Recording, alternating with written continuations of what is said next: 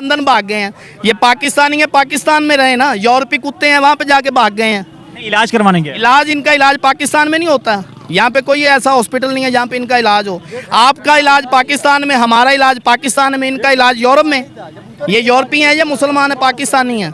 इस पीडीएम हुकूमत ने लोगों से महंगाई करके रोटी नहीं छीनी, लोगों की इज्जतें भी छीनी हैं। आप ज़रा उन बस्तियों का दौरा करें जहाँ पे गुर्बत के निचले दर्जे के लोग हैं, उनकी खुदा जानता है औरतें लड़कियां काम करना शुरू हो गई हैं। ये हुकूमत है हमारी, इन्होंने लोगों से रोटी नहीं, इनकी इज्जतें भी छीन ली हैं। अब बताएं कि जिस बंदे की इज्जत को इतना नुकसान पहुंचा इस पीडीएम की वजह से, इतनी महंगाई होगी कि आवाम रोटी खाने पे मजबूर है।